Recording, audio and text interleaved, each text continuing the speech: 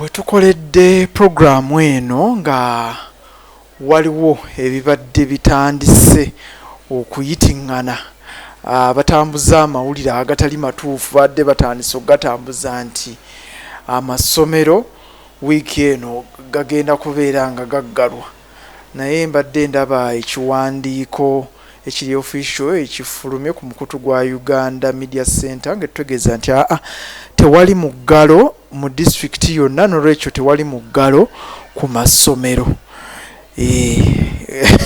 Nze omu ku badde beeraliikiridde nnyo nga stakeholder ate era still ng'omuzadde kubanga abayizi twakabazzaayo ku masomero kati ate okuwulira nti ate bakomawo olw'ekirwadde ky'Ebola nga mbutuufu neeraliikiridde.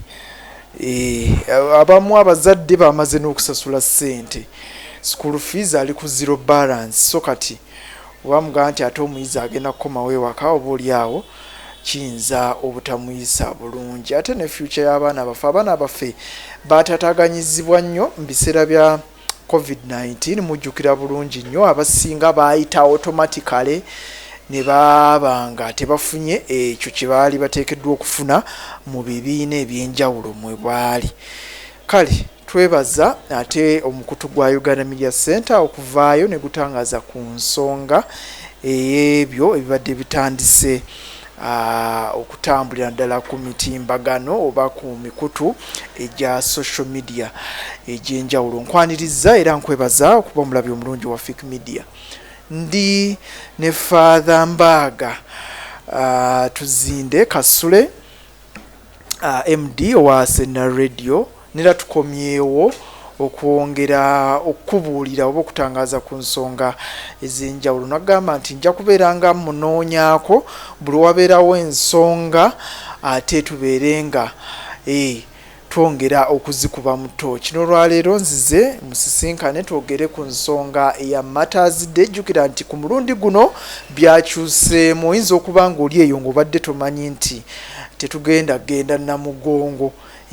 Kakati ensonga lwaki muleese atunnyonnyole eky'omulundi guno kigenda kubeera kitya. Masaka Diocese ng'essaza nteekateeka ki eriwo gye tugenda okutambulirako ku lunaku olwokusatu. Ate era nga MD wa Sena Radio atutegeeze ku nteekateeka eya talent search ebeerawo buli mwaka.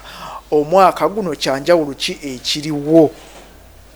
So yensonga lwaki muyina olunaku olwaleero. Father nsanyuse nate okusinkana ate n'omulabi wange omupya aliko nsaba omubuuzeeko ate omweyanjulire. Nsanyuse nange okujja nga bulijjo bw'okola okunoonyaako oyagala okuwa omulabi content ate ng'atambula n'ebyo ebikola ki ebyo biba biriwo ebyo bigenda mu maaso. Aba Fik Media mbeebaza era njagala okwaniriza omulabi ali ku Fik Media agoberera era ali naffe akawungezi ka leero. Erinnya nze Father Kasule Mbaga Tuzinde Kasule Thomas Beckett lyerinnya. Nze Managing Director wa Sena Radio ate nga Father obutume era nnyongera okubukola nga nsinziira ku parish eya St. Bruno Jubilee Parish Saza Essebo. Father tutandikirewo n'olunaku olw'abajulizi Uganda Matters Day. Episode gye twakola omwaka oguwedde watunnyonnyola abajulizi be tuyina na lwaki tubajjukira n'ebiringa ebyo byali bingi. Olunaku luno tuluyigamu ki naye ate weewaawo nzikiriza nti waliwo atweyunzeeko ku mulundi guno sinakindi olwaleero nga vidiyo eno oba kaposti kano ali mu kalaba essaawa eno. Briefly nsaba otuyitiremu ku bitonotono ebikwatagana n'olunaku luno olw'abajulizi lwe tugenda okujaguza olunaku oba lwe tugenda okujjukira olunaku olwokusatu. Eyanza twesiimye nti Uganda tuyina abajulizi. Aba Uganda gye bali naddala ku side yaffe ya Eklezia Katolika bali 22 abalangirirwa mu lubu lw'abatuukirivu nga 18 omwezi ogwa October 1964 e Roma mu St. Peter's Basilica nga Papa Paulo omukaaga yabalangira mu lubu lw'abatuukirivu. Twenyumiriza mu bannaffe ababazira abagamba nti ffe tujja kwonoona bwe kuba kuttibwa katufe naye nga tujulira Kristu, tujulira amazima nga ye Kalooli Lwanga, Matiya Mulumba ne bannaabwe abalala bajulira Kristu, bajulira mazima. Bino byaliwo, okuttibwa kwabwe byaliwo wakati w'emyaka 1885 paka 1887. Bano obusinga mu bajulizi ba Uganda 22 betwenyumiriza mu Eklezia Katolika, abasinga mu bo baali bavubuka. Timwali nnyo nti bali awo mu myaka 5 kuva ku myaka nga 3 okudda wansi paka ku myaka nga 12. Muli Kizito omuto ye mujulizi yali asinga obuto myaka nga 12-13. Baali bavubuka bato. Ate nga n'eddiini baali tebagitegedde ebbanga ddene, baali tebasomeseddwa katikisi mu bbanga ddene. Tugambe bakadde baffe abaminsani, Father Mapeera gwe twakazaako era Mapeera ne Brother Amansi bajja kuno okusomesa eddiini nga bava eri mu Europe ne bajja mu Africa nga abaminsani bajja mu 1879. Awo ne batandikirawo okukola omulimo 1880 bakugenda mu maaso n'okukola omulimo basomesa eddiini. Bano abavubuka abattibwa be bamu ku abo abasookerwako okukola ky'okusomesebwa eddiini ng'ate bangi mu bo bakolanga mu lubiri lwa Kabaka ng'abagalagala n'emirimu emirala egy'enjawulo gye baakolanga mu lubiri lwa Kabaka nga baweereza ba Kabaka mu buweereza obw'enjawulo, baakolanga emirimu egy'enjawulo. Ne balaba ne bawuliriza ne bagamba nti tugguse ku mazima, tuzudde the hidden treasure eddulu. Awo nno byonna tusazeewo tumaliridde, teri kudda mabega. Tusazeewo okugoberera Kristu, okunywera mu Bukristu okutuusa okukola ki? Okutuusa okufa. Era ekyo baakituukiriza. Tugambe nti tugambye basomeseddwa eddiini okuva 1880. 85 ekionda ky'okutta abasomi we kyatandikira. Nga omujulizi yasooka okuttibwa mu Novemba 1885 yali omujulizi Yosefu Mukasa bali ku ddembe. N'abalala ne bagenda nga battibwa mu budde obwo 86 bangi lwe battibwa ndala nga 3 Juni nga babattira eri mu Nakiyanja mu kifo ky'abanafu Abakristaayo eryali ettambiro abajulizi abasiga gye battirwa. Ate n'abalala battirwa mu bifo eby'enjawulo gamba nga mu Mengo Kisenyi wali Jugule waliwo na Maria Muzeeyi gyattirwa, abalala Odi Kampala, abalala Mityana eri wa Nowa Mawaggali, abalala gye battirwa mu bifo eby'enjawulo. Eyasembayo okuttibwa yali Yohana Maria Muzeeyi mu 1887. Lwaki battibwa? Battibwa lwa kujulira Kristu. Nga bafudde nga bamaze okuttibwa kubanga abajulizi balangibwa mu lubu lw'abatuukirivu. Siffe nga Bannayuganda twagala nti katubalangire nti oba abakulu abaaliwo mu budde obwo kabakole ki, naye Abakristo abaaliwo mu budde obwo abagoberera enfa n'obuzira abano bwe bayolesa be bagamba katutandikirize okukola okunoonyereza, tukole ku koozi ya bannaffe bano Bannayuganda okulaba nti basoomusibwa ate basobola okulangibwa mu lw'abatuukirivu. Awo nno mu myaka egya 1800 egyo ne batandikiriza mpola mpola ddala okunoonyereza ku koozi eno ey'abannaffe bano abattibwa, abajulizi bano aba Uganda. Era batandika okunoonyereza kubanga koozi by'okulangira abatuukirivu mu Eklezia Katolika it's a process. Tusooka kukola kunoonyereza naddala Eklezia mu kunoonyereza kwe tugeze wano tuli mu Uganda nti Kereziya n'aweereza byanoonyereza nga biweereza e Roma mu kitongole kikwata naddala ku by'abatuukirivu. Awo nno Roma na verifyinga n'atunuulira n'alaba nti oba tetweyagaliza tetwenoonyeza byaffe naye bano mazima ddala babadde ba Kristu, babadde bazira era bajulira Kristu. Awo nno mu kukola okunoonyereza Roma yatuwaga ahead nti mu kunoonyereza kwammwe kumwatuweereza kino kye tuzudde. Ripoota Roma gye yatuddiza ng'agamba ng'atuwaga ahead yataddemu stampu titugende mu maaso okulaba nti twongera mu maaso n'okulaba nga tusaba Omukama Katonda akozese bannaffe bano ebyamagero n'ebyewuunyo okulaba nti balangibwa ddala mu lubu lw'abatuukirivu. Awo nno nti Roma etuwadde ekinkumwe tukkiriza okgenda mu maaso nti mu process eyo bannaffe bano baasuumusibwa ne bava kugamba nti bantu bannaffe ne bafuuka venerable nti omuddu omuzaana ogeza kati ndoza kyanguwa nnyo ne Masaka tulinawo babiri abali mu kuteekebwateeka okulaba nti balangibwa mu lw'abatuukirivu ye Munsonyola Lozio Ngobya ne Sister Amedeo byabali kati bano bali ku level esooka tubayita venerable muddu muzaana waani w'Omukama. Awo nno n'abajulizi mu myaka giri 1800 ng'atandika kino kye kyakolebwa. Mu 1920 kitaffe omubuddo bwe yaliwo Papa Benedicto 15 n'asuumusa bannaffe ababadde nti venerables abaddu b'Omukama 22 n'abasuumusa n'abalangira mu lubu olw'abeesiimi nga mu budde buno kubanga byonna nyegindigezaako bikwanaganya katulinawo bannaffe kati abeesiimi mu Uganda. Daudi Okero ne Gido Yulwa baali ba katekisiti basomesa eri mu mambuka ga Uganda kati bo bakyali ku mutendero gw'abeesiimi balangibwa mu 2022 mu mutendero guno gw'abeesiimi. Awo nno bano 22 abajulizi ba Uganda balangibwa mu lubu lw'abeesiimi mu 1920.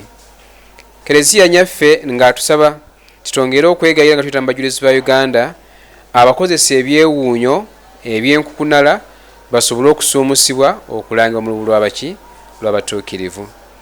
Era bantu bangi badda mu kwegayira mu budde obwo mu myaka egyo gyonna Mukama n'akozesa abajulizi ekyewuunyo.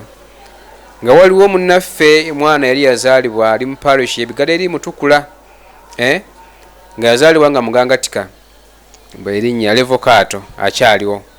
Ono yavaako ekyewuunyo ky'okulangibwa kw'abajulizi ba Uganda mu lubu lw'abatuukirivu. Abanaddiini n'Abakristo ebigadde eyo nga bayigayira bayita eri abajulizi ba Uganda abaali abeesiimi mu budde obwo begayira nga basaba abajulizi ba Uganda Mukama abakozesa ekyewuunyo nti omwana yazaalibwa nga mugangatika Mukama ayambe asobole okusumuluka ye tasobola kutambula nga kaana kato asobole okutambula. Ne batandika novena ennaku 9 ndowooza baali basembedde okumalako novena ennaku 9 nti omwana gwe baatekanga mu maaso g'Eklezia mwawotale nga basoma essaala zaabwe bagenda okulaba basembedde okumaliriza novena akaana ke baasitulanga nga mugangatika guli awo bagenda okulaba nga basembedde okumaliriza novena omwana ng'akola ki ng'asumulukuse atambula wuuna adduka. Kino nno Kereziya kyasinzirako gwama nekimanyisibwa ate ne bagenda ne mu malwaliro tugeze Lubaga ne batwala omwana ono mu Lubaga nakyo okwongera okwekebejja ne bakakasa nti gwamma Mukama yakozeseza abajulizi ba Uganda ekyewuunyo omwana yabadde nga omugangatika omulema n'asobola okusumuluka ate n'asobola okutambula. Awo nno 1964 nga 14 omwezi ogw'Oktoba abajulizi ba Uganda basobola kulangiribwa mu lubu olw'abatuukirivu. Be bajulizi abo tubasaba tinaffe batuyambe kubanga ffenna ng'Abakristu ng'abaana ba Katonda kuno kwe kuyitibwa kwaffe tuyitibwa kubeera batuukirivu. Bano tebaazaalibwa nti batuukirivu baali ku nsi nga ffe nze naawe bwe tuli naye baafuba ti mu kutegana akabwe mu bulamu bwabwe ne bamanya Kristo abayita era abatuma ne bamujulira nga tebeemotyamotya bwe batyo kati batuukirivu. Nze naawe omulabi tukyali ku nsi tuli balamazi naye obutaka bwaffe tebuli ku nsi, buli wa buli mu ggulu. Tuli mu kulamaga. Kereziya alimu emitendera esatu. Kereziya nga bwe tumwawulamu. Waliwo omutendera ogusooka ye kereziya omuwanguzi, ekereziya ow'omu ggulu tumuyita mu Lungereza the Triumphant Church. Ono waliyo Nyaffe Bikira Maria, bamalayika, batuukirivu bonna abayitirivu wewagwa bali eyo bayimba mutuukirivu boota omukama omuliro nga bali naye bayimba mutuukirivu mutuukirivu mutuukirivu batendereza Katonda. Bano bali mu ggulu beesiima. Nze naawe omulabi tukyali ku nsi, tuli balamazi. Tugwa mutendero gw'okubiri gwa kereziya akola kyalamaga, nga mu kulamaga ku yeegomba yeegatte ku ekereziya omuwanguzi, ekereziya ow'omu ggulu. Awo nno ffe tugwa mu mutendero gwa Militant Church, we are pilgrims, pilgrim church. Naye nga twegomba naffe okwegatta ku ekereziya ow'omu ggulu. Mu kwegatta ku ekereziya ow'omu ggulu tulina okusooka tuyita mu kukyusa bulamu. Mu kukyusa obulamu tulina kufa. Naye mu kufa kitegeeza nga sinnafa ku nsi, ebigambo n'ebikolwa yange birina okukola ky'okungenderako n'okumperekera. Waliwo abaana bayimba nti mu nsi eno okozeemu ki, kubanga enkya ogikola ky'ogivaamu. Awo nno mu nsi eno nga mwendi kaakati olwaleero kwe kufa okulaba nga mbeera obulamu obulimu ki, ensa. Si kubeerawo bubeezi nga nsujju, naye mbeere mu bulamu obulimu ki, ensa. Ensa mu byendowooza, ensa mu byenjogera, ensa mu bulamu bwange obukristu, ensa mu bulamu bwange obw'ensi. Nti obudde buli nga butuuse bw'okufuula obulamu nga nfudde, Mukama asinzire ku bikolwa byange birungi, ampe empeera gy'abo abakola obuki obulungi. Nze ali mu mutendero ogwakola ki, ogw'okunsi ogwokubiri. Mutendero ogwokusatu gwa kereziya ye kereziya akyabonaabona gwe tuyita the Suffering Church. Eno ewagwa bannaffe bonna abaava mu bulamu bw'ensi, bannaffe bonna abaafa. Tumanyi tugaffe nga bakyali ku nsi gwa kulamula bannaffe nti ono afudde, ono agenda mu muliro ogutazikira, ono agenda mu ggulu. Ogw'obulamuzi, omulamuzi omukulu ye Katonda. Awo nno nze ogwange gwakulaba nti nfaayo okuwuliriza n'okugoberera byonna Katonda byakola, kibyambikkulira byaŋŋamba, ate nga nfuba okulaba nti nteeka mu nkola. Nti obudde buli obw'okulamulibwa ddala nga butuuse, maze okufa, nti omubiri nga guziikibwa, naye omwoyo teguvunda, gwo gugenda kukola ki, okulamulibwa, nga neesabira namulibwe bulungi. Awo nno nga tufudde nti bangi tujja kusookera, era bangi basookera mu purigatooli, mu ttukulizo, okunaazibwako boolyawo omutango n'ensubi byonna byonna bitwafa, boolya nga bikyatuliko. Ate waliyo abalala nga boolyawo tiyafaayo n'agenda mu muliro ogutakola ki, ogutazikira. Naye Katonda tatwagalizanko ffe muliro ogutazikira, ffenna atwagaliza bulamu. Y'ensonga lwaki etteeka mu mateeka gonna ag'ekereziya, etteeka erisemberayo ddala litukoola ffenna kulokola mwoyo gwange, okulokola emyoyo gya bannaffe. Awo nno ffenna kitwegomba okulaba nti twegatta ku ekereziya omuwanguzi, ewali bannaffe abajulizi ba Uganda gye bali mu kwesiima mu bulamu obw'obutaggwaawo. Ekibuuzo kiwambuuzizza okikwata ku bajulizi, nti bulijjo tukuza olunaku lw'abajulizi nga tuli Namugongo. Tumaze ebbanga ddene Uganda olunaku luno lwalangirirwa nga public holiday, naye ku mulundi guno ate byakyuseemu olw'ekirwadde ekyabalukawo ekya Ebola nga kiva ku muliraano omubaire wannaffe mu Congo. Ate nga tutera okufuna e Namugongo balamazi babeera bangi, abamu batambuza bigere, abalala bajjira mu bidduka bazze okusaba abajulizi ba Uganda. Awo nno omukulembeze w'eggwanga n'alangirira tetujja kusobola kuŋŋaana kulamaga Namugongo, oba wa bigere oba wa motoka oba wa nnyonyi. Awo nno abasumba baffe aba kereziya mu Uganda nga bakulembeddwa mu Bishop Joseph Anthony Ziwa ne batuwa ennambika. Mu kutulambika baatutegeeza nti tujja kukuza olunaku lw'abajulizi nga tusinziira mu masaza gaffe ag'enjawulo. Tulina amasaza 19 mu Uganda. Awo tujja kukuza olunaku lw'abajulizi nga tusinziira mu masaza gaffe ag'enjawulo. Bannaffe abakasese diocese be bali baweereddwa omukisa okukola ki, okutukulembera mu mikolo gy'e Namugongo mwaka guno singa tewabadde mbeera yonna. Naye father baali bamaze n'okuteekateeka buli kimu, era baali batandika kubanga akalulu kaabo kyaddamu akaguwedde kubanga Namugongo kumuteekateeka yeetaaga ssente nnyingi. Awo no badde bamaze ebbanga kwaya eteekebwateekebwa nga erimu abayimbi nga 500 nga bamaze ebbanga bayiyiza ennyimba ez'eddiini ez'okuyimba ate bakola trainings basula mu camps ez'enjawulo bakola trainings n'ebirala bingi nga batulondera dde omulamwa gutunaasinziirako mu kwebuulira Namugongo nga wali wagujje mu baluwa Pawulo gy'awandiikira ab'e Galatiya omutwe gwa 2 ennyiri 10 paka ku 2 Christ lives in me and you nti Yesu ali mu nze naani naawe gwe gwali omulamwa gwe bali bakoze ekyo batulondedde wali batuwadde. Awo nno mu kuyimirizibwa naye baweereddwa omukisa nti bajja tukulemberamu era singa twabeewo mbeera yonna omwaka ogujja mu kulamaga e Namugongo. Awo nno bwe kyadda ku mutendera gwaffe nti buli dayosisi ekole enteekateeka ey'okulamaga ddala okulaba nti bateekateeka bakristo okulaba Father n'abantu bennyini nali ndaba waliwo abaali batandise eŋŋendo oba waliwo n'abaali batuuse waali batandise ddala bava ewala ennyo bali batandiikiriza okutambula naye kati bwe bastopinga ŋŋamizibwa nti abaali batuuse baddeyo abaali batannaba kutuuka bakyuke. So kati bwekito bwe kyali. Awo nno bwe kyadda ku mutendera nti gwa diocese wano mu Masaka diocese kitaffe omwepiskopi nga yatuwa ennambika wiiki ewedde ng'ennaku z'omwezi 26 omwezi ogwokubiri n'atuwandiikira ebbaluwa ffenna nga abakristo Masaka diocese nga atuwandiikira ebbaluwa Bishop Severus Jumba nga ajuliza kiki olukiiko lw'abasumba kye lwasalawo nti tukuze olunaku lw'abajulizi ku mutendera gwaki ogwa diocese. Awo nno n'atuwa ennambika ffe nga Masaka diocese bwe tugenda okukuza ki olunaku luno. Tugenda kulukuza tutya? Yatulambise nti okusooka tweteekereteekere nga bulijjo nga tutandika ne novena eba ennaku 9 twagitandika nga 25 omwezi guno omwezi oguwedde ogwa Maayi yali Mande wiiki ewedde. Novena eba ennaku 9 awo no tugitambudde leero tugikomekkereza olunaku lwa nkya nga mmeka nga 2 etandika 25 ekomekerezebwa nga 2 z'ennaku 9. Novena egenze mu maaso okusomebwa. N'atulambika kitaffe omusumba tiwaliwo oba oli abataafuna mukisa kutandikirawo nnaku zino 9 mu novena. N'atusaba nti abataafuna mukisa ogwo oba abaakwatibwa obudde nti bakole triduum ebassaala ez'omuddiringano nnaku 3.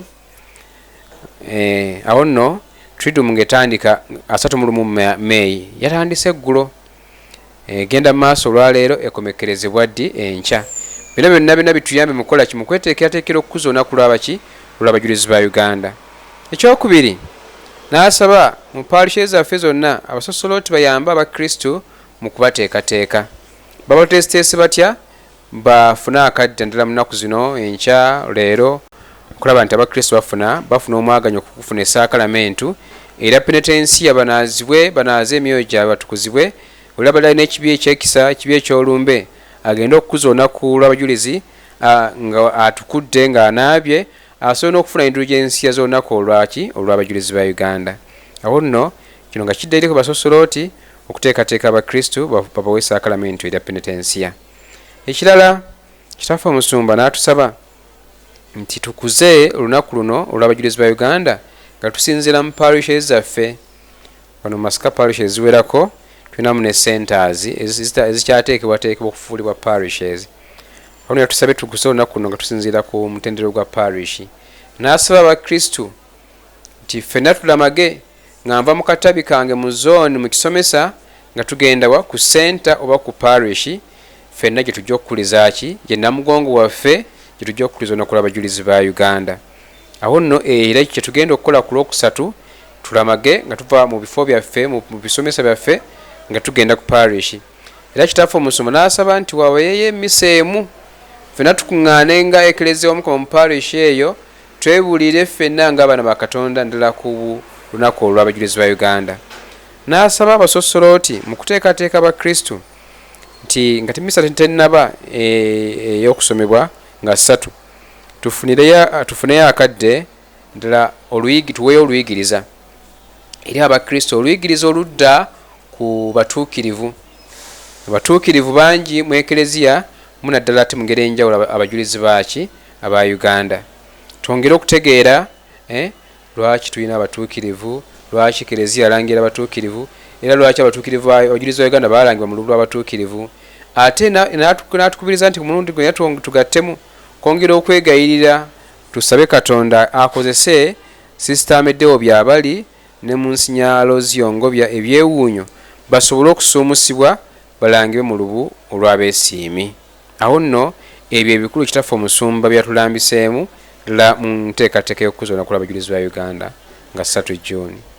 Father, kati omukristu amanyi wa parishi ye gyeri, kubanga otuga nti tugenda kuva mu bisomesa byaffe oba omuntu agenda kuva ewe ewaka agende ku Eklezia ya parish. Kati simanyi tuyinza okuyitamuko ku parish ezo ezimu kuzo oba nnyingi nnyo, oba omuntu kati ekimukakatako kumanya wa parish ye weeri ne Eklezia enkulu mu parish. Okay, ndoza buli wa mukristu buli omu waali amanyi parish emutwala, amanyi wa waagwa, kubanga tulina parishes ziri ndoza 6 okay 5 mu nga 8 ne centers ezikyateekebwateekebwa okufuulibwa parishes nga ndoza nga 7 awo nno buli mukristu ndowooza nti amanyi ekifo gyagwa n'eddiina lye gyalimu, afuuka okulaba nti akola ki, bwe mba nga ndi kusaza ngende kusaza, ow'ekitovu genda ekitovu, ow'ekyabakuza genda ekyabakuza, ow'ekirowooza genda ekirowooza, n'ebigo ebirala nga bibiri mu Masaka diocese. Ekyo kitegeeza nti nga ku diocese tewagenda kubeerawo misa yonna. Okay, diocese ennambika yatuweereddwa diocese y'Masaka ng'etukulembeddwa mu Kitaffe Omusumba. Awo nno ku diocese mu nnambika yaayo yatugambye tusome tukulize olunaku lw'abajulizi mu bigo byaffe, naye nga tumanyi wajja kupaayo emmisa ejja kukulemberwa Kitaffe Omusumba mu Eklezia ya diocese ye Cathedral ekitovu, wajja kupaayo emmisa gyajja okukulembera. Ekyemumanyi obudde tujja kuba tukola ki tubumanya, era tujja juweereza nga Serena Radio abakristo basobole okugoberera emmisa omwepiskopi gyakulembedde. Kitegeeza n'anaaba ayagadde okubeera mu kitambiro kya misa ekya Bishop Severus Jumba ajja kugenda ekitovu abeere nga olunaku alujaguliza. Yes, bakiri. Yes. Father, bwe tugenda kati ku nteekateeka yaffe nga bulijjo eya Serena Radio talent search. Talent search ku mulundi guno nsaba otunnyonnyole mutunuulidde baani balina bitone ki era okwewandiisa kwatandika kikomekkereza ddi? Eyansa yolesa ekitone enteekateeka yegenda mu maaso, batandika mu mwezi ogwa Mmenduza nga gusemberedde okuggwako awo okwewandiisa. Ekyagenda mu maaso mu guno ogw'omukaaga nendoza mu bbanga sidde nejja kuba ekomekkerezebwa, ndoza nga mu makkati g'omwezi guno ogwa Juni ejja kuba ekomekkerezebwa. Abeewandiisa gye bali bamaze okwewandiisa oba balinga 20 bamaze okwewandiisa n'emitwalo gyabwe 2 mu kwewandiisa. Ate oluvannyuma tujja kusumulula ddala nga batandika okubbinkana mu studio ku mpewo nga buli omu nekiyazi nakyo kyeyewandiisa nakyo, omuyimbi nti nyimba zansi lwagenda okwolesa, oba muzinyi oba DJ oba comedian kyagenda okwolesa kyekyo kyekijja okukola kyo kumubuuzibwa ate bamuwa obubonero. Abali babayiseemu ndala ku mitendera gyonna tujja kubeera nabo nga 8 omwezi ogw'omunaana mu Kijjobi Gumite ekya Serena Radio nga tuli ku Bliss Gardens wali wammanga ku Ambias. Ndowooza ali eyo kitegedde okwewandiisa kukyagendera ddala mu maaso, n'olwekyo osobola okuyitako wano ku maka ga Serena Radio n'obeera nga weewandiisa mu kitone kyonna ky'olina. Father nga bw'atugambye nti ebitone byonna babyaniriza, n'olwekyo jangu weewandiise emitwalo 2 ate olindirire ddi lwe bagenda okugaa nti kati auditions zitandise, ate obeere ng'ojja live ku mpewo wano mu studio, babeere nga oba oli awo bakusoyasoya ebibuuzo n'okubalagako ki ky'osobola okukola okusinziira ku ngeri gy'onooba weewandiisizza. Father, ndoza tujja kukomawo wali nga enteekateeka eyo eggwa ate tutunuulire n'ekijjobi nga bwe kigenda okutambula. Mukano ndowooza katufundikire otuwe akagambo akatalekeka mu episode eno ey'olwaleero ate omulabi waffe tukusiibule. Nayanza Fiki oba Shafik okusooka nkwebaza nti okay ndowooza nga munnamawulire nti oyagala ku byonna wandigambye ng'omusiraamu tikankolagenda basiraamu bokka era nze amawulire gensaka ga basiraamu bokka naye yonna ogendayo fe otunoonya nga Eklezia Katolika nonoonya ab'enzikiriza y'obusiraamu n'abalala bonna ekyo nkikwebaza. Kyokubiri kyenjagala okwogerako ndowooza ffenna twekuume nga tuli balamu nga batugamba nti ekirwadde ekyabaluseewo ekya Ebola awo nno leka gamba nti ebyo bya politics bya bufuzi sijja kufaayo. Kigasa ggwe okubeera omulamu oliye buvunaanyizibwa bwa butuukiriza okukujjukiza n'okugamba ky'olina okukola awo nneme kwefuula ndiwulira gwe bagamba kola kino nti ndigira. Tufeeyo ffenna okugoberera SOPs nga bwe tulambikiddwa tubigobeere okulaba nti twetangira n'okwewala ebirwadde nga Ebola. Ali endwadde endala nnyingi njogedde ku Ebola kati kyekiriwo mu budde buno naye n'obulwadde bulala bungi. Mukenenya akyaliyo ateevuunya awo nno okubeera omwetangize ate n'okwewala ddala okulaba nti nfuna obulwadde bwonna omukenenya n'endwadde endala nnyingi. Ano twerinde nti byonna obulwadde gye buli naye tufuba okulaba nti obulamu bwange mbukuuma nga bulamu. Bingi bimu tebyetaaga na ssente. Nyinza okugamba nti okwewala okulwala typhoid ki kyenyinza okukola? Nywa amazzi okusookera ddala amazzi amafumbe. Weewala okulyalya ebintuntu oba mu bifofu byoteekakasa byonaalya ebintu nga biriko obukyafu enswera zaguddeko ate ogenda olwala typhoid. Awo nno bonna tufa okulaba nti tukuuma obulamu bwaffe nga bulamu ate tufeeyo. Pozi era akalala kenyinza okwongerezaako tuvaluwinga ennyo bantu bannaffe. Luli mu episode gye twalimu oba mwezi gwa April oba gwa May ndowooza naye gwera tubeere bantu abantu bangi tuweddemu obuntu. Kati kyenjagala okugamba nti tuvaluwinge bantu bannaffe. Fiki muvaluwinge nti muntu munnange the dignity of the human person. Mvaluwinge presence ya Fiki avaluwinge presence yange. Mukuvaluwinga nfa okulaba nga neeyisa bulungi nkolagana bulungi ne muntu munnange neewala okumulumya neewala okumunyiiza naye nfa okulaba nga tutambulira wamu tuwuliziganya ffenna wamu ng'abaana ba Katonda ng'abatonde. Ekirala nti tukulaakulanye sayansi tugenzi wala tekinologiya tugenzi wala naye bino ate bireme kutulimba kutulaga nti tetukyetaaga bantu bannaffe nti AI aleme kundowoozesa nti kakati nze ayagala kugamba nti ani gwe nawalooni nti ngende mbuuze AI yagenda okumbuulira ayagala okugamba nti ngenda kukola kyo negamba nti ngenda kubuuza AI aleme kuba nti kati yatufuga yatukozesa mu buli kimu. Sayansi oba yatufuga oba tekinologiya yatufuga nedda. Tuleme kwerimba omuntu asigale nga muntu ntegeere era nvaluwinge presence ya muntu munnange neme kugamba nti sikyetaaga muntu munnange kubanga AI akola ki waali. Tubyeyambise bulungi biri nga tools ezituyamba okwongera okugonzaamu ku bulamu naye nga ate tusiga tukola ki tuvaluwinga bantu bannaffe their presence ne kutambula nabo obumu. Twanza nnyo Father olw'ebigambo ebyo. Nkakasa nti naawe alaba Fiki Media tosigala kyekimu.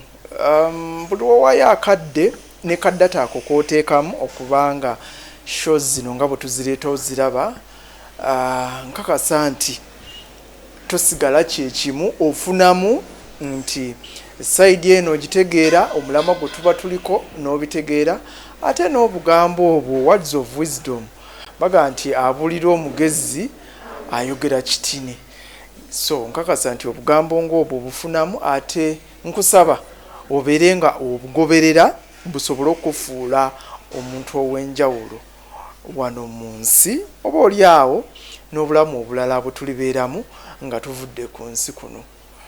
Nkwagaliza ekiseera ekirungi ng'olaba Fiik Media. Father nja kumukomyawo nga bwe nakutegeezezza omulundi omulala, ate tujje twogere ddala talent search ng'ewedde ku nsonga z'ekijjobi, oba singa wabeerawo enteekateeka yonna endala eya Sena Radio nga ndaba nti wandyetaaze okugimanya, oba enteekateeka yonna endala ey'ekereziya nga wandyetaaze okugimanya, nja kubeera nga muzza tubeere nga tunyumya. Nze n'akagambo kagenda kubeera ku bavuzi b'ebidduka aba booda mukyalemeddemu omuze gw'okuyitira ku pavement.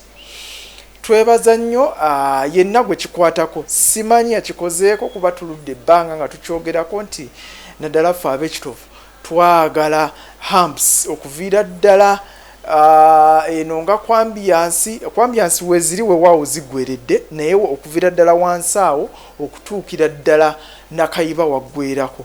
Twebaza yenna gwe kikwatako nti twazifunye, naye ate ababooda ate muyita ku pavement mwagala okutomera ate abantu abali mu kuyita ku pavement olw'okuba mwewala humps zino okukendeeza ku speed okuba nga mukola ki muziyitako. Kale nsaba ekintu ekyo mubeere nga mukiviirako ddala, kendeeza speed, yita bulungi ku humps, weeyongereyo. Humps ezo zaateereddwawo okubeera nga zikendeeza ku bubenje. Atakumira mpeera ku nkumire. Ssaabasajja Kabaka awangaale.